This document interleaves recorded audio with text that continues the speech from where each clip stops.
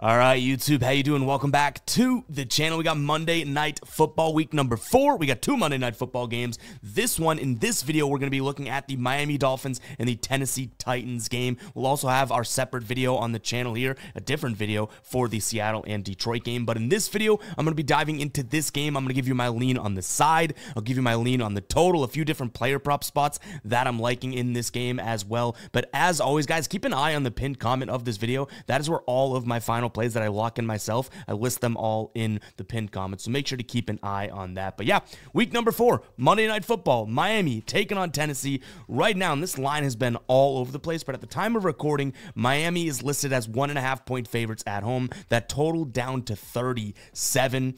Let's go over where, I guess, the good for both team can kind of come from here. So we'll start off with the Titans. Miami's ground defense has not been all that great. They've let opponents run all over them. Etienne and Bigsby in week 1 ran for, I think it was 117 combined and a touchdown. James Cook and even Davis ran for over 100 yards against them in week 2. And then even last week, Charbonnet and then, I forget, McIntosh or something, like the third string running back for Seattle, they combined for over 100 yards as well. So if you have a decent enough running back, I think you can run on this Miami defense, who ranks 31st in terms of a DVOA perspective on the ground defensively. Now, DVOA doesn't really come into huge play until after this week. Week 4 is when those numbers are really, really special. But even still, we do have 3 weeks under our belt of some metrics here. So not a very good run defense. And Tony Pollard has, I don't want to say sneaky been good. He had an off week last week, but that's because he only got 6 attempts. They had to pass a lot as they were losing to Green Bay. So I guess to me in this spot, Tony Pollard could be kind of an X factor, both on the ground and maybe with some dump-off catches and everything like that.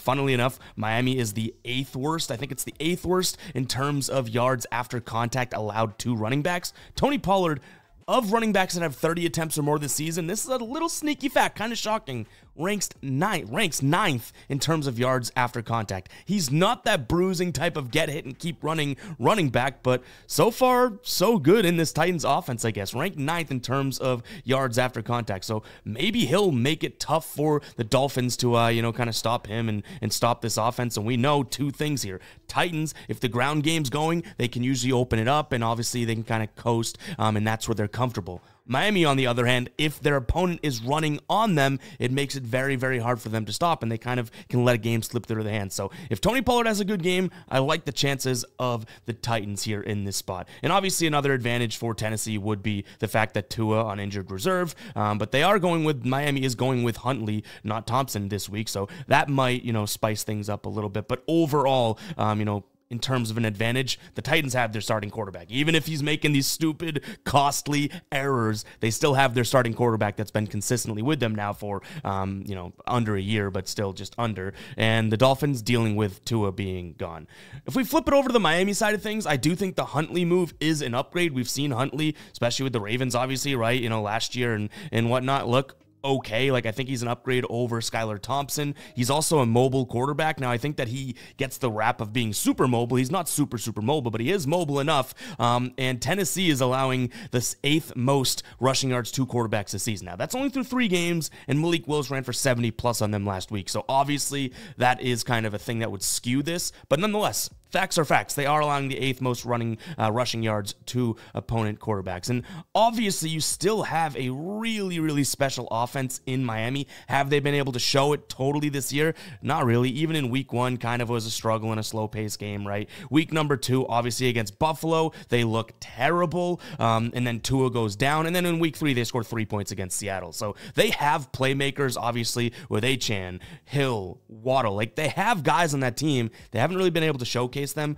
all that much, but still, you're Tyler Huntley. You're coming into this offense, not exactly with a dud of an offense. So maybe that's some sort of, a spot there. But I just don't necessarily think that there's much positive to talk about with Miami, especially when we don't know exactly what's going on with the quarterback. Like, if Huntley comes in and looks really good, then we can reevaluate next week and that type of thing, right? But for all intents and purposes here, I do think my spread lean, I'm going to take the points with the Titans. I feel like it's going to be a very, very public play, but we just have too many question marks on the Miami side of things, and at least I can grasp at, maybe it's a straw because it's still Tony Pollard, but at least grasp at the fact that the run game should be pretty successful for the Titans. Now, we thought that with Devin Singletary to some degree against Dallas, right? And they shut him up. Now, we liked Dallas in that game, so it wasn't enough of an X factor, but I'm hoping this isn't the same effect where we like Tony Pollard and then he gets gobbled up. I don't think it will be. I don't love this Miami rush defense, and Tony Pollard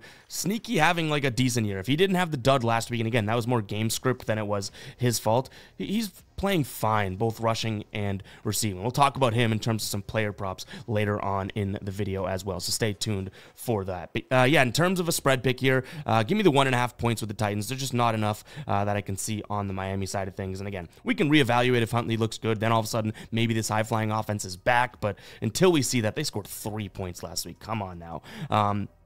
When it comes to a total, this is kind of interesting. Neither team, is, I would say, a fast-paced team or slow-paced team. You think of the Titans as a very slow-paced team, but in terms of offensive plays run, passing plays and whatnot, they're kind of just middle of the pack, as is Miami. What I will say is neither team runs barely any no-huddle, which is such a fine little slice and nugget there, right? Like, that's not going to make or break an over or under, but this is sitting at 37, and if I think the game goes the way that I've been preaching it's going to go, with the ground game looking okay for Tennessee, and then even on the flip side, Miami, like, their best bet may be to run on this Tennessee defense. Tennessee's defense is very good against the pass, not so much against the rush, so if both teams are going to think run, or at least that's sort of the best chance they have of having a good game and controlling the game, I'm going to lean towards the under. Now, I don't like it. It's gross. It's a low number, but I really can't get to the over. So yeah, I'm going to lean towards the under.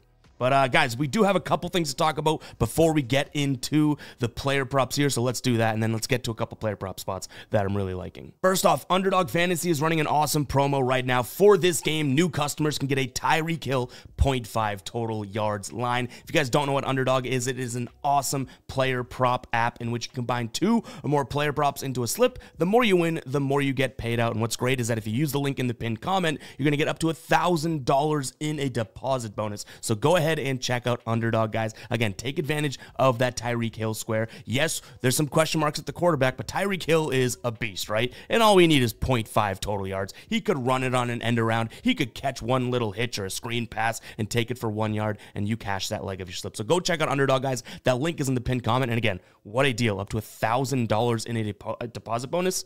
They're crazy, so go take advantage of it. That link is in the pinned comment. It's also in the description if that's easier for you as well. Go check it out. Also wanted to talk to you guys about RotoWire and the RotoWire Picks app. We've shown it before, but this thing is super great if you are looking to cash on aforementioned Underdog or Prize Picks or Sleeper, any site like that. This app is absolutely great. It comes on the phone as well as the desktop. We'll use the desktop right here, but you can see we filtered to Underdog. You can go and choose the game. We'll look at the game we're looking at right now, and they're going to, based on multiple factors, so the DFS lines, the sportsbook's odds, even RotoWire's actual projection model, as well as their hit rate, and it's a weighted hit rate, a bunch of factors that give you some of the best plays right in front of you for these apps out there. And it's not just for Underdog. You can look at it for what's the best plays over on DraftKings, or what are the best plays over on Prize Picks and stuff like that, and this tool will help you out make some better and more educated and better chance to hit type plays. So check out the link in the pinned comment. Again, we can look at some of these for Underdog. Will Levis over in passing yards, Calvin Ridley over in receiving yards, Will Levis under in completion percentage, Ty Huntley under in rushing yards. So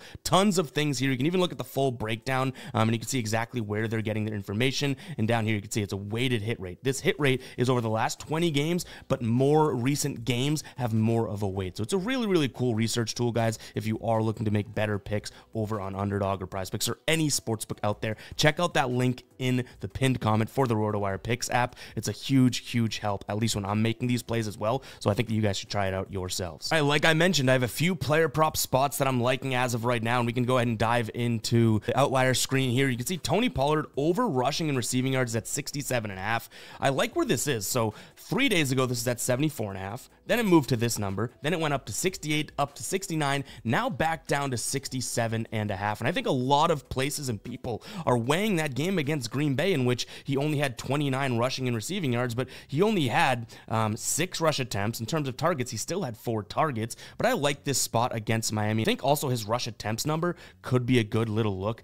This is an outlier game. I'm telling you guys that. Even Tajay Spears didn't like eat carries or take carries from him, but they were down big. They lost 30-14. Will Levis had to throw the ball a lot more through the first 2 weeks in which they played a little bit better, right? They should have beat Chicago here, and he had 16 rush attempts. They could have beat the Jets. I wouldn't say should, but could have beat the Jets, and he had 17 rushing attempts, both in losses, right? So I think that over 12.5 rushing attempts could be a good spot for Pollard as well. And one more that I'll throw in, I don't mind his plus 213 for a touchdown. This is a spot in which Tony Pollard could rush one in. My one thing is that he's not necessarily that goal line bruising running back. He's not one of those guys that you say, okay, well, if we're on the 1 yard line, we're definitely going to run it in. But he is getting 50% of the workload in the red zone here. You can even see it's split between Will Levis, and they're doing some plays. There's only 1 rush attempt, I think, and Calvin Ridley scored on this one, but he's the 3rd earner in terms of red zone rush attempts. So this is a Tony Pollard red zone backfield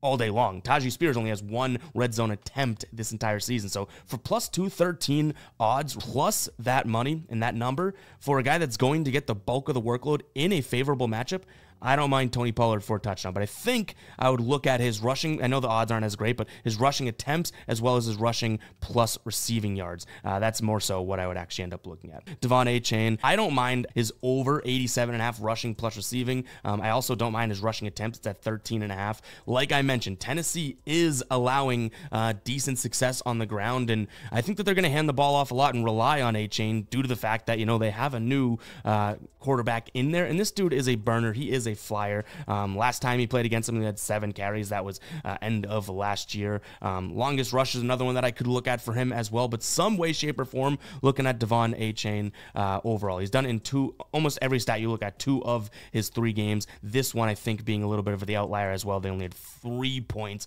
Not all that great, right? But his rushing attempts could be an easy way to do it. 14 rush attempts. He had 22 against Buffalo. Tennessee's allowing, the 21st and the ranked 21st in terms of rushing attempts against at the running back position. So keep an eye on the pinned comment for both those Devon Achane props as well as Tony Pollard. Both running backs I'm looking at as of right now, but just keep an eye on the pinned comment in general because if you've been watching for a while, you know we might come up with some other plays that we haven't talked about or we haven't even dug up, in the next day or so as we go through and continue to research this game. So we might throw some additional plays in there, but keep an eye on it, guys. That's going to wrap it up for me in today's video. Hope you guys did enjoy. If you did, go ahead and hit that like button, hit that subscribe button as well. We just hit 90,000 subscribers.